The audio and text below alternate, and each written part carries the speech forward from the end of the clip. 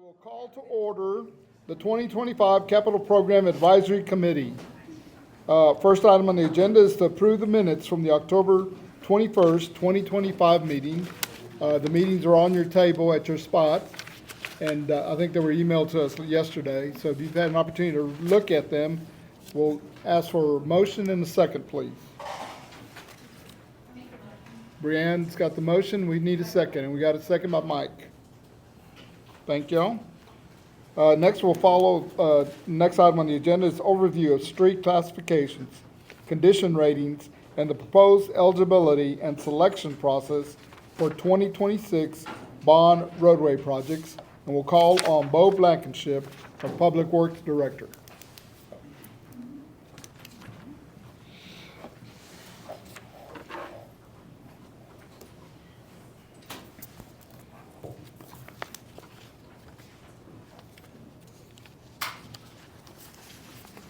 Welcome and good evening. Appreciate everyone being here this evening as we talk about kind of setting the stage on the city street network. As the chair mentioned, my name is Bo Blankenship. I'm currently serving as the Public Works Director for the Public Works Department. And although I'm the one presenting tonight, I would like to take this opportunity to introduce the team that I don't believe the committee has met yet, that are here with us tonight and that will be very involved in working on this project. Starting at the end, we have our city engineer, Nathan Froman, is here with us tonight. Capital Projects Manager, Ariella Alfaro. Operations Manager, Kenneth Garvin is here tonight, as well as our Street Superintendent, Chris Turner, with us tonight. So they'll be integral in putting this project together and continuing this evaluation process and criteria, providing you guys data here over the next 3 meetings. So I just want to get out in front of this and kind of own this right now. Putting this presentation together, I have to admit it's a lot. So kind of thinking about how we're going to start over the next the course of 3 meetings, and then kind of where we're going to end. So I know it's a lot. It's going to be similar to drinking from a fire hydrant, but no worries. I think I only have about 40 or 50 slides tonight to get through. So that way we can land the plane in a couple of these events. But just kidding, it's just a little bit. We're going to start very slow, work our way through. There'll be time for discussion. This is meant to be conversation. So if it is that you guys need to stop me or you have questions or discussion in the middle, please feel free to just launch in. And then lastly, before I get started into our overview of street classifications, on your desk, or I'm sorry, at your table on your seat, I have provided a couple of handouts. One of them is just simply a glossary of terms. If it is that I get lost in the weeds of a street management terminology and you look quickly for it, you might just be able to stay up with the conversation. And then as well, I know it's difficult to see from 30 or 40 feet away the detail on some maps. So I did provide some handouts from maps. So that way you can kind of look and kind of navigate through the city as we talk about whether it's major, whether it's local, or different street classifications. And so with that, tonight let's talk about the overview of street classifications. We'll talk about a little bit about street condition ratings and how we arrived there. And then just a little bit into the proposed eligibility and street selection processes that we plan to use, just to get everyone's buy-in, and so that way at the end, maybe at the potentially next meeting, we can provide an actual list of streets that we can begin evaluating together. And then what I have noted is that we're meeting tonight. Our next meeting will be December 2nd, and then followed by a January 6th meeting. And I'm sure there could be more if we need to, but I think as of right now, that is the schedule that we're looking at to put together the street program. Okay, so let's get started on the overview of street classifications. Oops. So this is actually one of the maps provided at your seat this evening, but for the North Richland Hills Transportation Plan, it's basically the hierarchy of streets. I mean, each street is identified based on its intended function. And then the typical mobility versus access argument. So for an example, On a freeway, you're gonna have high mobility, but they're gonna limit access as much as possible, and it's gonna be inversely true for neighborhood streets as well. So within our transportation plan, we have three different classifications. We have major and minor arterials, which are gonna be the highest capacity movements that we have. We have collectors, both major and minor. They're going to be the ones that funnel traffic from local streets to the arterials. And there are local roadways which prioritize access to neighborhoods. I'd like to point out just a couple notes here. Three of our major arterials within North Richland Hills Transportation Plan are actually maintained by TxDOT. So these are managed and maintained by TxDOT. But on the southern portion of North Richland Hills, kind of running skewed, but south-north potentially, is Boulevard 26. And then running north and south, basically directly in the middle of the city, we have Davis Boulevard, 1938. And then bordering our east city limit border will be Precinct Line Road. So those three streets we will definitely not be considering as part of this project. Yes, sir? I know this sounds like a stupid question, it probably is, but what exactly does it mean that TxDOT has those roads? Do we have no control over them? I mean, they can block them if they want, they can set the lights, they can, we just... So from a maintenance standpoint and control standpoint, the roadway surface, you'll notice in a few months they're going to be working on a median project. There are different levels of control. They control access points to the roadway. Now, from a signal standpoint, no, from a signal standpoint, the city, I want to say, don't quote me on this, but it was around 2002, 2003, we breached the 50,000 population mark. And at that point, the city or the state asked the city to take over the maintenance of the traffic signals through a municipal maintenance agreement that we have in place now. So, streets, access, maintenance, that kind of thing is a TxDOT aspect, but the traffic signals and their coordination is a city of North Richland Hills aspect.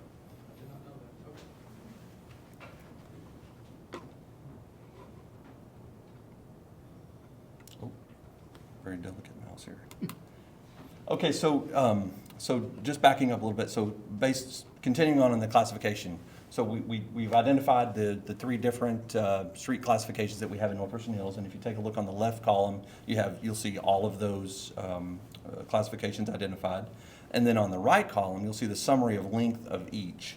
And I just put this chart together so that way everyone can see, and it's easier to see on the pie graph to the right, how much of our street network in North Richland Hills is based on local streets. And it's not even close, so a little over 75% is basically residential streets. And that's going to come into, yes, sir. Before we leave that topic. Yes, sir. Do you control the signals at the interstate intersections as well? That's a good point. As part of that MMA agreement that I talked about a minute ago, we do not control. I think they're termed freeway access controls. So it would be what we call the vortex, where you have access on and off the freeway. Roof Snow, Iron Horse. I think that's pretty much it. But a holiday lane. Those are the signals in North Richland Hills that we do not maintain. Okay. So the signals at Holiday Lane and Roof Snow are not controlled by the city? Well, we definitely don't maintain the one at Holiday. The state, because of I don't want to get into too much of the details here, but we do have some control over the timing at Roof Snow and 820, but that's the only one. The rest of them are maintained by either TxDOT or the North Tarrant Express Mobility Partners in TIMP. So it starts to get into the weeds really quickly. So I'm just generalizing. Okay, so what I was going to say before I moved on, the classifications and the street network is going to be important when we talk about the pavement assessment and the overall condition ratings when we move, because we're going to break those down by condition rating through each classification, so we can start out understanding which side of the graph we're going to be looking at with this committee and which side is based on maintenance projects like overlay. So moving into that category here, in 2023, the city partnered with Roadway Asset Solutions. And then you can kind of see their data collection vehicle there, and it's equipped with all kinds of technology that utilize laser profilers, and they were able to take a look at all of the city street network, all of the city maintained streets, as well as our sidewalks, ADA ramps, and arterial pavement markings inventory, so that we were able to gain quite a bit of data from this service that we partnered with back in 2023. And finally, of the data that we collected, there were some engineering studies that followed that data that yielded our overall condition rating index. And what that index is basically where every street received a numerical score from 0 to 100, and then those scores were then put into, I'm going to call them buckets or classifications, which you'll see in just a minute. And then that provided us the kind of the next slide where, you know, we were able to understand the overall condition rating for North Richland Hills landed us at a 72 out of 100, 60 of which are major streets where they had an OCI of 79. And then of the total length there, 197 again were residential streets of an OCI of 70. This map here on the right is one that is included in your handouts tonight, so that way you can take a closer look at your seat, or if we have some follow-up questions later, or take with you and maybe use throughout the length of our meetings. Okay, now, here's, So, go ahead. Go back to that next screen first. So the legend is what the score is for each one of those streets, right? Yes, sir. So it's a little easier to see on the map that you have there, and then also here on this slide. It kind of, from a GIS standpoint, they may not match perfectly. This is for visual. So, and we needed to separate the colors a little bit more basically for everyone to see. But essentially, if you take a look at the top of this chart, the OCI categories are the buckets that we talked about just a minute ago. You'll see from 0 to 10, that's a classification of failed, or a category of failed. I'm sorry, I don't want to confuse the terminology here. And then all the way up to 85, or I can't see that over there, 86 to 100, which is considered a good street. And then on your left-hand column, you'll see those classifications that we talked about to begin with, you know, from our local streets all the way down to our major arterials, and how each of those classifications fits into the OCI category. So we kind of broken that down. And it's important because if we take a look at the right side of the purple dashed line here, this is going to be a maintenance focus area.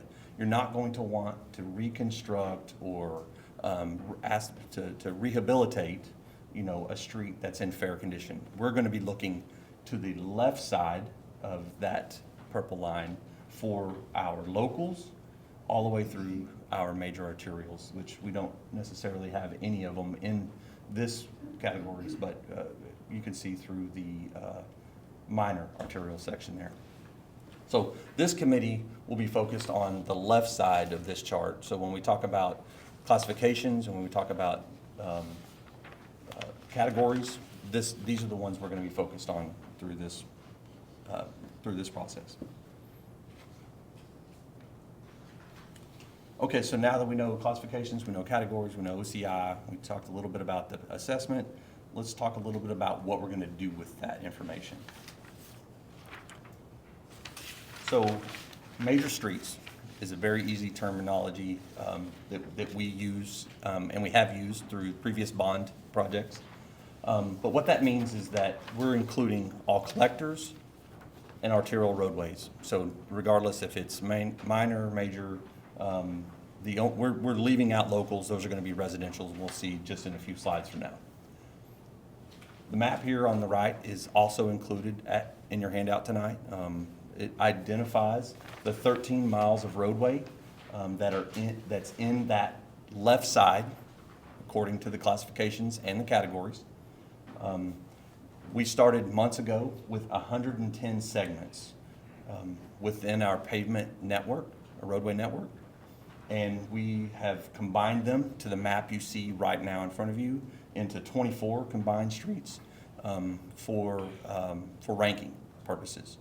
How we're going to rank major streets versus residential streets will be a little bit different, but starting with the major street evaluation factors and weights, we're going to look at the pavement condition, or OCI, based on the assessment. Traffic volume, we're going to collect some traffic volume so that way we can kind of see where it ranks from a traffic volume standpoint. Network importance, how important is it to connections? What kind of, what connections does it make? Does it improve public safety response? And then citizen survey input is a factor. And then we have some secondary factors which we can build on or remove or add. But basically, you know, does it have a pedestrian amenity next to it, close to it, or pedestrian generation? What kind of commercial presence does it have? And then, of course, targeted development, and do we need to improve the capacity that it currently sits at? And all of those will be weighed and scaled according to the chart there next to it, and we'll, you know, get to a kind of a consensus tonight, and then we'll bring back in a few weeks when we get back in December all of our roadway network based on this, and then we can keep working in the iterative process. Okay, so we just looked at the majors. Now let's move on to the residential side of things. That map is also included in your handout, where we're looking at 22 miles of roadway. We have a little bit more. Knowing how our percentages in our roadway network is built, we know 75%, so we're going to have a whole lot more work to do here on the residential side, because we started months ago with 254 segments. We made some, we've been hard at work and put together the 185 combined streets here that you see on the map that will be utilized for the ranking process. And then again, like I mentioned, the ranking, or the weights and the factors, will be different for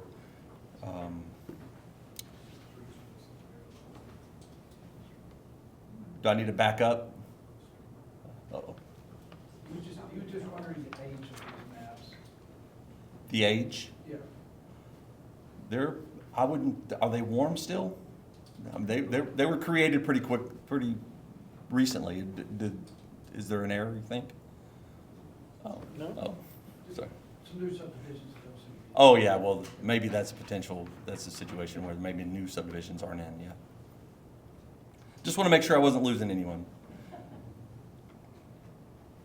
So we talked a little bit about the major evaluation factors and weights, and now I'm kind of looking at the residential side of things. Obviously, pavement condition is going to be a huge factor again, traffic counts. On this previous bond election, it worked out well for a cost per car factor to be analyzed. That's where we're definitely not going to sit out there and count cars on all 180 streets. However, there's some engineering factors that will apply there based on trips and approaches and access, you know, driveways, houses and things like that Nathan will be putting together for us. And then also for the residential side of things, we also want to take a look at what is eating up, or what records do we have, and what efforts are we applying to these roadways. So maintenance records come in big here, where we talk about how much effort is city staff working on these streets, what requests are we having to work there. And then again, you're going to see the public safety, you know, anytime that we can improve their response, we want to make sure and calculate those scoring factors in there as well. Again, you're going to see some pedestrian facilities and revitalization targeted areas as secondary factors, which will be, you know, very low weight. However, we definitely want to keep track of that. And then finally, I just want to wrap up. This is a screenshot of our previous bond project, the 2020 bond project, and you can see kind of tonight I'm trying to set the stage a little bit, but also want everyone to kind of see where we're headed. This is the major streets ranked data list that was finalized and approved, and I think everything but Chapman is either under contract or going to council for construction. and that is being designed now. But this is where we're headed. At some point, when we get all of these ranked streets, you know, the end goal is to have, you know, this document ready to move forward for us to build on. So that's where we're headed with this. So that's really all I have for a presentation. I want to make sure there's time for questions, discussion. Let's get into the details. I can back up and we can discuss it. Yes, ma'am. 2 slides ago, how do you guys come up with the percentages that you're assigning to each category? Is that just something that's kind of standard? I think it is definitely standard. That is definitely something that we have utilized historically in previous iterations of bond projects and decision-making matrices. But that's definitely something we can talk about. I mean, Caroline has. Jump in there with that too. When we went through the process starting in 2019 for the 2020 bond, and at that time, if you recall, it was all about streets. So we kind of took it step by step. Those he was tasked tonight with presenting a lot in a very small window. Developing the weights of these is something we worked on that committee with. So these are coming from that last effort, and that's something that can be part of the conversation that we want to have. You know, and you'll see, you know, whether it's major streets or residential pavement condition. I think it's fair to say it should absolutely be a huge factor, and it is. But there are other considerations, and the goal of this effort is to be able to come up with a way to rank these street candidates as objectively as possible, to use as much data as possible with reasonable considerations in mind. So if there's something that maybe we haven't thought about, that would be a good way to differentiate, and prioritize one street over another, that you think is representative of what you guys experience or your friends and neighbors experience, let us know. And that's something that we can include and also in those future meetings as we work on these weights. That's something that can easily change. Yes, ma'am. So when you look at the major streets, the less than 60, the OCI is less than 60. Okay, so looking at Chapman Road, of course, everybody's looking at their street, right? Everybody's looking where they live. So when you look at the pavement OCI scores on the other page on Chapman, it shows all yellow, but we're only looking at the middle portion this time, not this, the other end. So the blue area on pavement OCI, that's in the current bond that's being finished up. And then it shows the rest of Chapman, but the red on Chapman is only the middle section. Is there a reason for that? I could explain this to my husband. Over by Emmons. Every time we go, I can't remember. Do what now? I think that's the part she's talking about. Yes, David Newhouse, There's Chapman. always. Yeah, but Chapman doesn't go all the way to Amundsen. It stops at Davis. So it's not Chapman. But you see what I'm saying? If you don't mind, I just have this, just got this out soon, so. on Chapman, Okay. on the pavement OC. I can show you. Yeah, gotcha. It's yellow, it shows all the way from. It's yellow there. There, a piece All of the it way is red. to Smithfield Road, okay? But on the major streets, it just shows like from the park to Meadow. Yeah, I got you. Okay, so, I'm just curious, is it that way for another time? Well, it could be a couple different things. We could definitely go back and relook at it, honestly. But what I think occurs here is that when we're trying to put these segments, take segments to streets, and we're weighting these, weighting the scores based on length, it could work out where that isn't captured in this GIS data because the number, or from a numerical standpoint, it's just slightly over 60 in those areas. So depending on how that works, but absolutely, if that's like Caroline just mentioned, This is absolutely an open-ended conversation. So what we have, please take a chance to review that and let us know, because we can go back and take a look at Yeah, that. no, I'm not complaining about it, I was just Yeah. curious. And it is a long stretch, it's one of the longer stretches when you look at the map. It is one of the longer stretches, so maybe it makes more sense to break it up into different years. Well, the other thing too is, and you probably know this better than me, but the section from Smithfield back to the end of that segment that's identified in that map is probably a little higher score from an OCI standpoint than the next section. It's been plagued with utility issues and things like that over the years. So I see that we're capturing probably the lower of the OCI there. Now, should we go back and take a look? Should we include the rest of that? That's absolutely what I would love to hear that feedback. So, yes, sir. Can I ask you a question that you may not have, probably don't have the answer to at this point, but I'm going to ask it anyway because I want to get the question out there. When I moved here, and so I've lived all over the mid-cities, grew up in this area, moved back in 2019. The first city council, one of the first city council meetings I came to was I stumbled into the presentation on the last street election, and not to oversimplify that presentation that I saw in the executive session, but here was the list of streets that they evaluated. Here was the list of streets that were in failing condition at that time. And here's the number of streets that they were actually evaluating. And here was the streets that would actually fit within the bond election at the time.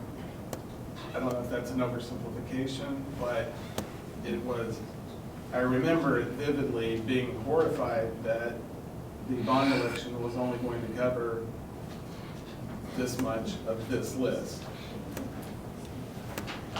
How much of that list would you say has gone down with the efforts? And no, the worst of the worst have been addressed. That's been obvious with the street construction. How much of that list has been reduced? And then honestly, how many bond elections is it going to take from an affordability standpoint before we catch up to where the streets that are in the failing category have all been repaired? How many bond elections is that going to take? I know that's a loaded question. I see Paulette headed this way, so. Because my point, my ire is we're considering a lot of other things that are not what I consider to be basic services in this CPAC. This is urgent. Okay, so the answer to the question about why the list that was put forward for the bond election was so limited based on the number of streets that were on that list is because, and that's a decision that you all will be wrapping up at the end of your when you're finalizing your recommendations. It has to do with the amount of debt. So the cap that the committee decided to place on it was about 50 million. So that election was for 49.8 million in streets, right? and we'll get into discussions after you finish your streets about how that impacts the tax rate. So how certain amounts of debts will impact the tax rate. And so at the time, what we were looking at is for 49 million at that time, based on conservative estimates, it could have caused a 4-cent increase in the tax rate. And so that's what we put forward in the election information. We'll be bringing to you, as you're wrapping up your look at things and trying to do your recommendations, what the impact of certain amounts of debt would be on the tax rate. And then you'll decide from there, what is the project list that you want to put forward based on the amount of money that you think you want to put forward for the voters to consider. Does that make sense? So that's why only 49 million in streets, and that cutoff was where we got to the 49 million was based on those condition ratings. Do you have an idea of approximately, like if we chunked it up in, I'm Yeah. picking the figure, $50 million bond packages. Yeah. How many $50 million bond packages would it take before we're caught up with fixing the streets that Yeah. are in failing condition? And that I can't really answer because like that 49 million, 50 million was at a snapshot, and and time, at that time of the construction costs and then the impact on the tax rate, it's all based on. For today's figures? Not necessarily, not without, no, but that's what we're working on. We're working on that now to bring forward to you to say, okay, a snapshot in time. What we've said in this effort is we're gonna be presenting to you at least 100 million total in all projects. But that could be higher based on the number of streets that you wanna, or the projects that you wanna put in. Does that make sense? So you'll decide what projects based on the amount of money that you think that would be supported by voters. Mr. Pickerney, surprised to see you here tonight, but thank you for being here. Big fan of the road. Yeah. Big fan of staying on the road, not worrying about the road. Yeah, yes, that's good when you do that, yeah. I understand what he's saying about, how much is gonna be to fix all. Realistically, it might be a question, but realistically, how many roads can you build, or can you repave in a certain calendar year? We can fund them all, but how many can y'all do? The other thing is how important it is to stagger those where, okay, I've got 3 years where I'm doing these, knowing that this, I don't think you can ever get caught up. So I guess the question is, what is the capacity to build as far as, okay, we think we can overlay and fix this amount of roads in a budget year. Okay. What do you like your cycle to be? Does that make sense? Well, first of all, I'm disappointed to not see my favorite slide in here, which is the life cycle I of the have street. it, I It's have it later. ready if you want me to show it. Okay, but anyways, that also depends, Kyle. It's because so in the current streets that are being constructed in the last bond election, we kind of created 2 categories: major roads, and that's how Bo presented it tonight, and then local residential streets. And the reason we did that was to make sure that we weren't dedicating all the money to just major roads or just local roads. So that's one thing. The other thing is, depending on whether you're doing a major street or a residential street, is going to be the time it takes to construct, in theory.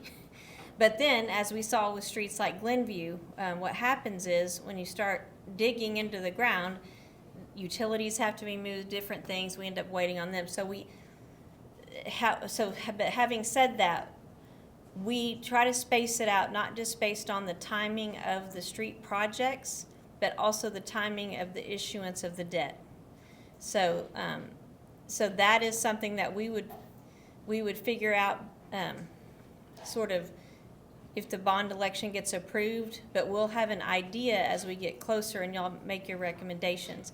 Because, like in the last election, what we told the voters is that we would complete all of those projects within 7 years. And we're gonna hit that mark. We're gonna barely hit that mark, but we're gonna hit it. And that was based on what we estimated the timing of the construction of all those projects, plus the timing of the issuance of debt, which is important because of the tax rate implications and when you have to pay that back. So I guess that was my point, is it's not just a money issue, it's also manpower. That's right. There's only so many contractors out there to Contractors. do it. Right, And if you get too many projects out there, you drive the cost up. that's right. You know, And then you got people waiting 10 years and they're getting frustrated. Well, you're also gridlocking certain areas to do that too. We also put out, after the bonds were approved, kind of the estimated timing of when we would do certain projects. So that, and it's still out there on the website if y'all wanted to look at it. But that way people, to your point about frustration, they knew, like, about what is the time frame of when my street's gonna get done. You've got people like Susie that are only concerned about her street. I think we all know who you're talking about. Sean? Just also to help put this in perspective, for the OCI scores, is there a more real world, could you analogize this for me a little bit? Like, is an 8 like a gravel road versus 100 stick, 1 paved? Like, how many potholes is it? And at what grade does it stop being maintained? Like, stop being little repairs? Well, I'm gonna maybe ask somebody else to help with this. I'll start it off until somebody else wants to walk up. But so that also, it's not that simple anymore, and especially because the technology that's used now for the pavement assessments that we do, it goes into the surface. So it could be that a street may not look that bad on the surface, but underneath it's crumbling, and so that's going to give it a lower condition rating. So those are things we can measure now with new technology. So it's really based on that technology, but. I may need to, I was trying to get the microphone, so Sean, if you don't mind, Oh, it's recent. Yeah, here, go ahead. So I was trying to ask just for context for anyone who hasn't seen the in-depth presentation from a work session ages ago. Like at what score does it stop being like you're just patching a pothole and like it stops being something you can do with the maintenance budget? Oh, okay. Is that the exact point? well, so first of all, I want to say from a service standpoint, if there's a pothole, regardless if it's on either side of this classification or depending on the condition rating here, we're going to always respond and we're going to patch. And we're going to do what we normally do to try to improve the rideability. And so from that service level, that's always how that's going to happen. But the question I think you're asking is, what happens between the situation being a maintenance project and a reconstruction or rehabilitation? Right. Yeah. So from a pavement assessment standpoint, they're out there looking at all the defects, whether it be rutting, whether it be cracking, whether it be linear or transverse, whatever. So these, all of these defects adding up to the OCI, which you see here in the qualifications. Is that kind of what you're asking? Yeah. Okay. So does that answer, or do you? Also, is there a real world like example for like each kind of category? Like which one feels like you're driving on gravel? Which one? He wants the life cycle of streets. I want the life cycle of the streets. Right. Try and put it in. Exactly. Try and put it in more simple terms that like anyone who asks a question, well, why is this one graded so low? That would be something you could point to. Yeah. If you just give them an example. Come up to the mic. So while we were putting some of this together, we had to compare, because that OCI, we would look at some of those OCIs like you were talking about, they were 60.1, and we're like, is that truly a 60.1? But we really try to stick to the data. But part of that thing is like Maplewood. If you drive Maplewood from Davis to 26, that is rated like a 25. So that'll give you an example. Now you go out there and ride it. I mean, it's not a dirt road by no means whatsoever. It's not like there's potholes all over the place. It's a rideability, and there's lots of patches, and there's a lot of allegation, and there's a lot of maintenance that needs to happen where the subgrade is deteriorated in it. A 30 to a 40, so if you look at that 30 to 40, I believe the section from like Skylark Circle to, was it Lakeview? Pretty much the golf course. Yeah, right at that. I think that's right in the 30 range. So that gives you, the mid 30 range gives you something to go along that. The 50 range is like Iron Horse, the section from 820 to Browning. That's in the 50 range. So, I mean, that's just something just real quick, just because we just did this real recent. It's the only reason I know this. Trust me, I do not sit at night and study notes scores, but that might help. Whenever he talks about y'all going out and driving roads, those 3 roads would give you an example of, hey, some of the worst ones to, what those look like. You've made the investment to gather the data, though, and you were going to use it. You had a chart that had them, and you broke it off where we stopped. Okay, I assumed that number 14, wherever it was, may move to number 1, but you've got a new list now. Right? We will have a new list. Yeah, you will have a new list. Yes. And from that, we may have to do the very same thing. We can only do 50 million or whatever the number may be, and we just go down there and look and we say, well, that one's not quite as bad. Let's move one of those up. We could kind of maneuver a little bit, but still, if you're really going to try to get rid of methodically the bad stuff, you got to trust the data, what the data shows you. Okay, the city made the investment to do the fancy truck and measuring and all the data going there, in my mind, that tells me a lot of the condition, not just what you always see, but also, we've got to make the decision, is there that much traffic to warrant that particular one? That's what that OCI also comes in to tell us, that that one doesn't get much traffic, not that big a deal, they're not hurting, you're not getting complaints of potholes every other week, or every time it rains. Somebody else may move up. But the data's going to give me a big head start, I think. And once we start applying those evaluation methods and those factors and some weights, then at that point, we're gonna start seeing that street list build. I mean, that was, Caroline can tell you, that was probably over 6 months they built that list and worked hard on trying to hone that in. So, getting there is a little, it's a lot of work, but we have data now that we're gonna utilize to start. We have to go collect, we have to do some more work to get there. That's why we kind of want everyone to, somewhat of a consensus to understand, is that the way we're going to go about making this ranked list? Methodology we're going to use. Methodology, yes, sir.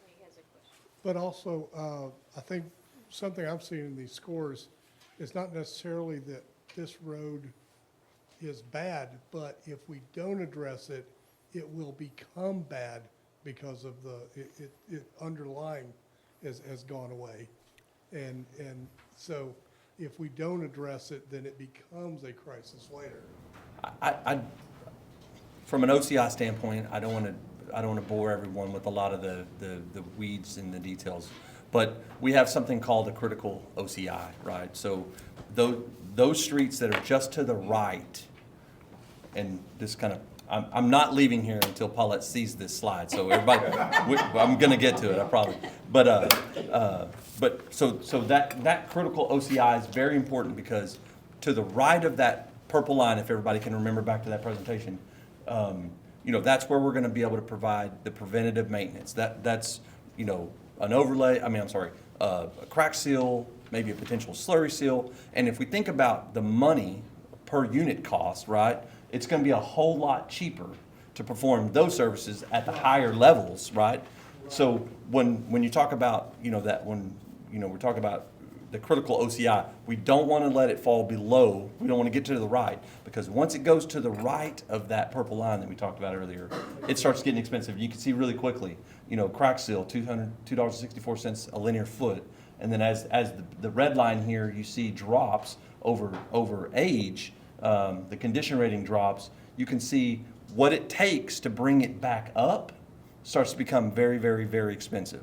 And so for the chart that I showed earlier with the classifications and the different OCI buckets, you can see a lot of those on the left are already either at rehabilitation or reconstruction, which is, this slide here is from a maintenance presentation where we want to be and where we don't want to be, but definitely the further right and the further down in this chart here starts to become very expensive, and just to your point there.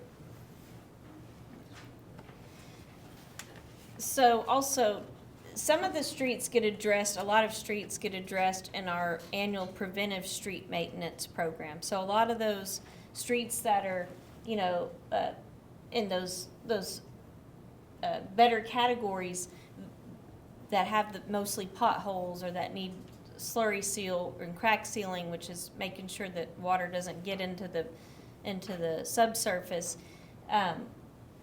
Those are done as part of that. So that also helps with our overall condition rating. And I think at the next meeting, Bo is going to present kind of the street rating assessment that we recently had done, and that'll also show you kind of where we are now after the completion of most of the bond projects and some of those preventive street maintenance programs that we've done over the years.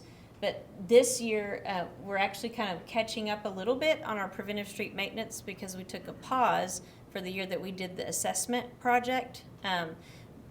But the council has funded 3 years worth of projects this year. So we're catching up on that, but those are also in progress. So I don't want you to think that the bond election addresses all street maintenance. It's just those streets that, again, are very poor condition rating, that the only thing that's going to help them right now is a complete reconstruction. But like Bo said, there are times when we'll go in and do some preventive maintenance to make the rideability better. Shady Grove Road is an example of that. That's one that's had a terrible condition rating for a number of years. We recently went in and did an overlay in the worst sections, which improved it. People were happier, but it doesn't completely address the problem because still the subsurface of that road is not good. So that overlay may not last that long, but it just helped, frankly, lower the complaints, which one of the biggest complainants is my mother-in-law who lives off of Shady Grove Road. So, yeah. Your name is Bo, right? Yes, sir. Bo, I'm sorry, I forgot it. Bo, you're doing a good job. I need an explanation, if you don't mind, I'm slow, on the scale, the legend, on the one that has, it looks like this, has the color. Yeah, it's titled Pavement OCI Scores. Could you help me understand the left numbers and the right numbers as they correspond to the color? That's what I'm needing to know.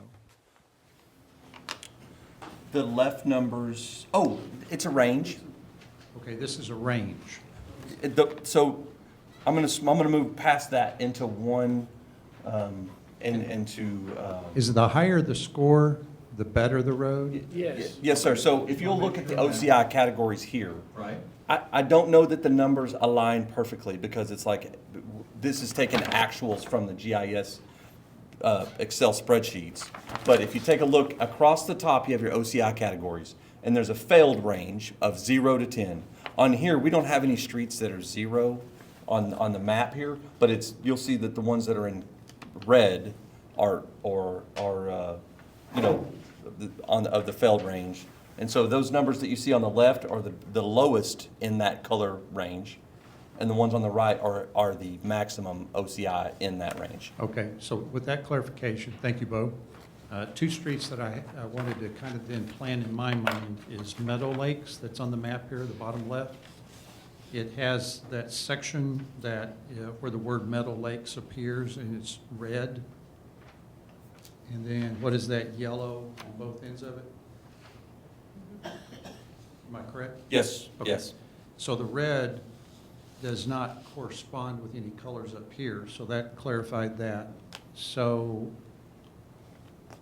all right, and then I'm talking to myself and I'm doing a good job. And then going up to Chapman, I have no bias on this, though I am a neighbor with Susie. Going back to the Chapman question of that yellow, that puts it kind of in the mid-range, that currently on this scale scoring, it's in the middle. Is that correct? Yes, sir. Yeah, because it's the 40 to 55 range, if that makes sense. Yes, sir. I'm done, thank you. You're welcome. So using that chart right there, using that chart going from fair, poor, very poor, serious, failed, that's about 117 lane miles. Using your point on $280 per linear foot for rehabilitation, you come out to about $345 million if you were to take a snapshot right here, go in and rehab all that. So that's to answer your question, Mr. Schluter. Also, that's assuming that you're just doing road rehabilitation. That's a tough word. Nothing with utilities. You're in the $500–600 million range just for that, without anything else that you incur. And that's just what you have today. Also, every time you get a winter freeze, that water gets in the road, it pops up everything, and you're gonna get more. And that's what Paulette was addressing. You're hitting everything that you can. You need to seal everything that you can in the summer so water doesn't penetrate it. Water is the #1 issue with roads. Yep. And so with y'all's maintenance stuff, that's the priority. This is just trying to get everything fixed that you can in the summertime to prevent further issues. Absolutely. And, moisture content, consistent moisture content is what we're aiming for. And obviously, it's the #1 enemy.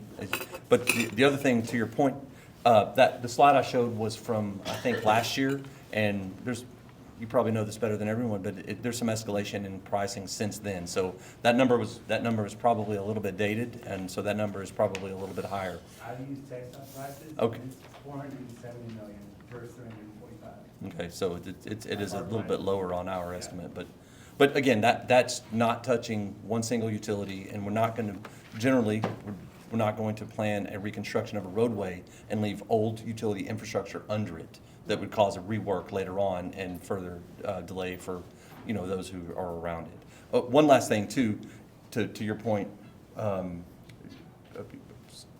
working through these preventative street maintenance programs year after year, someone wise once told me that you cannot overlay yourself out of a reconstruction. And so some of that scenario is that, we want to stay maintaining the roads on the right side, as I mentioned, as this right side of the purple line, and then reconstruct those that have fallen below on the left side. So, yes, sir. Yeah, so that we're talking, I guess, 6 to 7 to 8 $50 million bond elections to get out of this. Dumb it down for me for a second. Maybe I'm having just a hard time. What's the difference between failed and serious? Honestly, I mean, are we talking like cars in sinkholes versus cars having to go to Discount Tire for an alignment? What's the difference? I'd like to think there are no sinkholes in North Richland Hills. Well, but I guess what I'm saying is failed undrivable, or is it? I think when we're talking about failed, and I don't have those segments with me tonight, or I would love to show you exactly where that is. But there are some, as you can see, it's a very small section, small section. So like a 200-foot or whatever it is, Booth Callaway section that's just to the south of Bedford Euless. Okay. That's a failed section. There's no reclamation process. There isn't any chance of preventative maintenance. There isn't any kind of you basically have no surface to work with. So we're going to do the best we can to keep it drivable, and luckily it's not very much. But lessons learned here for me is that I can definitely bring examples for each of these sections, so that way, leaving here, everyone can go and drive or understand what, in real life, these numbers equate to. I would nominate part of Iron Horse for that failed category. Okay. We have a nomination. Can we get a second? No. Okay. Doesn't work that way. Okay. You mentioned at times you're going to do a reconstruction, you don't want to ignore the utilities that are there. Are those paid out of these street obligation bonds, or do you take care of those out of your water and sewer fund bonds when you do that, move the utilities? Well, again, as usual, it depends. Last bond election, what the committee decided was that the bond funds would just be used for the pavement section, right? So we did, for example, in some of the projects, use some utility funds if they were our utilities that needed to be moved or addressed. There was very few of those, but then if it's Atmos or something like that, they pay for that. But there's usually a delay because they take a while to kind of get to that Glenview. So that is a decision that could be made by this committee, and obviously the reason the committee before decided we're only going to use these for the road sections is because that took that money further, and then we knew we could use some other funds to address if a utility issue popped up or something else like that. We also applied for some grant funds on some of the roads for sidewalks and different things like that. So if we wanted to add those in. I concur that pave as many as you can, and if it's a utility reconstruction that needs to happen, hopefully they're minimized. But you're right, if you've got an old cast iron pipe somewhere that needs to be replaced in that particular street, you know it's going to be a problem. Utility fund could take care of that. They have monies for that too, that we all pay. Right. Okay. One other thing I think should be noted is how good NRH is at maintaining their own roads with their own staff. Where in our industry, you have 10 companies that would do what one NRH does. And you see them out there with the great alls and the back trucks and, Y'all do y'all's own sealing. It's just a lot of stuff that y'all doing it in-house with your own forces saves the city a lot of money from getting some other subcontractor out there to do a lot of the other maintenance work. Yeah. One thing, you know, in playing the catch-up on the preventive side, which Mark's right, most of the time, we're doing that work in-house. But we have contracted out a few of those things in order to be able to catch up because of the manpower. But yes, for the most part, we try to do most of the preventive maintenance in-house because it does save us money. So, yeah.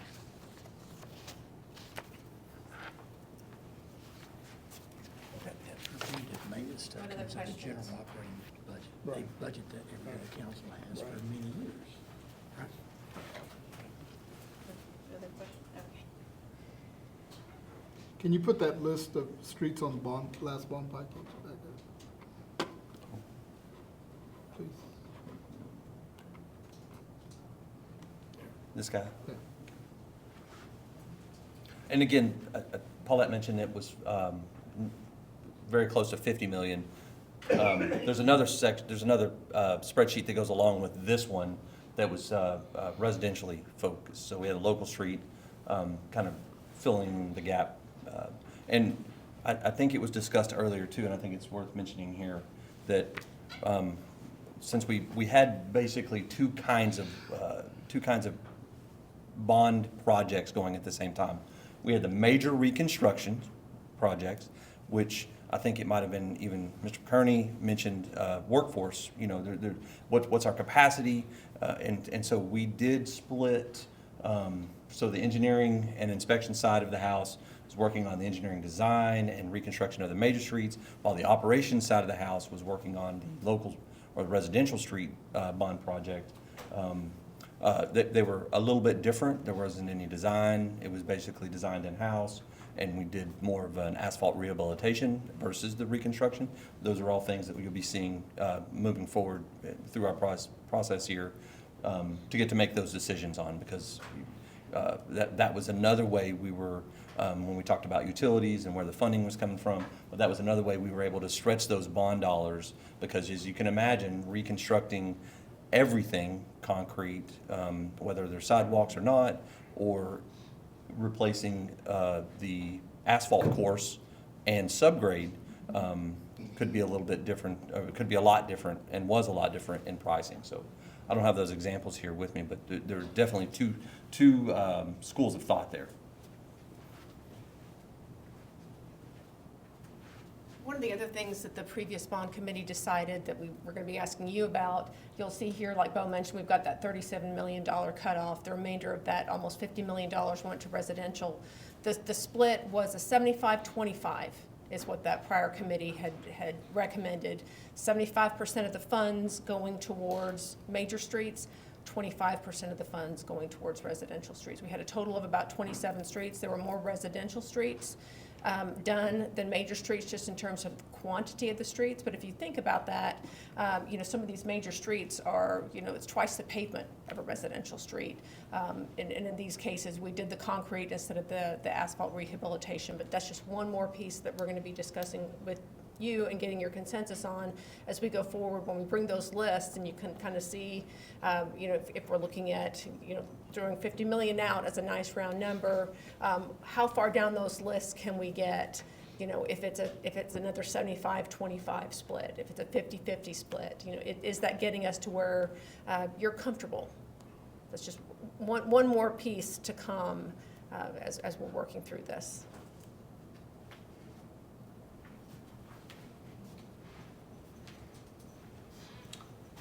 Well, not really a question, but since I've got this group together,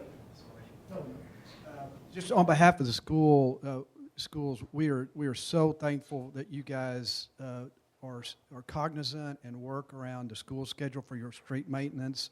I mean, it's so amazing. I remember a couple of years ago there was a big pothole. I think the school was out. We had a break for about a week, and y'all went in and fixed it during that week, and I just was like, wow, that's next level. It's very appreciated. I know on these big constructions, you just got to do it when you got to do it, but the street maintenance, I just want to, that's not unnoticed, and it is very much appreciated. I just want to let you know that. Well, thank you very much. I mean, likely Smithfield or, where those streets are heavily used for dismissal or pickup or, arrival times, we definitely have to be strategic as to when we get in there and make that repair. So, yeah, thank you very much. So I just want to verify, coming back next time, I know these folks have made some notes for us, so I may not catch all of it, but we're going to start working on the weights and the evaluation processes that we have discussed tonight. We'll put together a very, very preliminary list for everyone to take a look at.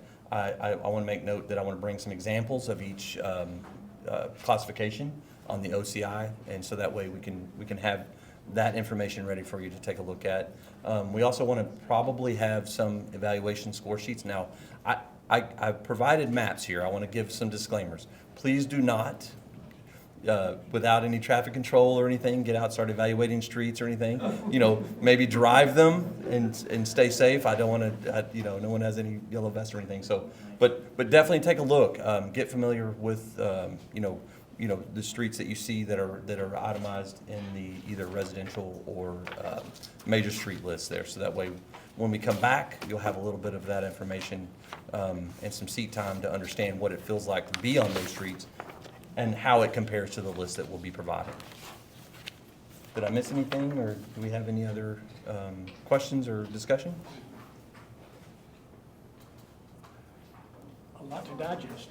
It is a lot. On the local streets, I just want to make this on the local streets, the pavement OCI, that would be equal to, last time was the 25%. And so we would rate these at some point, because their OCI is less than 40. They're in a critical area, as far as repair goes. We can't just continue to maintain them. They're going to have to be redone at some point. Exactly. All right, thank you.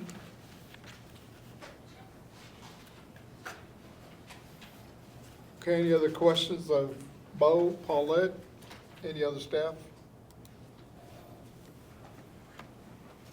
Okay. Making progress.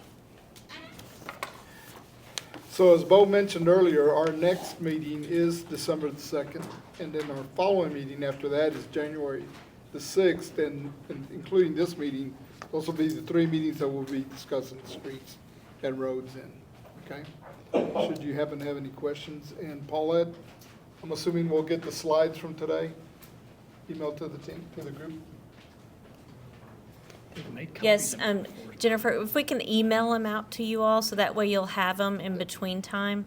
And then next time we'll have them printed, so you can put them in your notebooks. But that way, in between, you study the information. If you want to drive the streets to kind of get a feel for the different OCI, and then really think about sort of those ranking factors, because I think that's going to be a big part of our discussion next time. So, because it's not just OCI, right? There's other things. And don't, Susie, don't just drive your street. Yeah. Come over to my side. Okay, any other questions of staff? Thank y'all for being here. And now we'll go on to public comments. An opportunity for citizens to address the 2025 Capital Program Advisory Committee on matters which are scheduled on the agenda for consideration by the committee, but not scheduled as a public hearing. In order to address the 2025 Capital Program Advisory Committee during public comments, a public meeting appearance card must be completed and presented to the recording secretary prior to the start of the 2025 Capital Program Advisory Committee meeting. Jennifer, do we have any cards? No, there were no. Seeing none and no further questions, we stand adjourned. See y'all December the 2nd.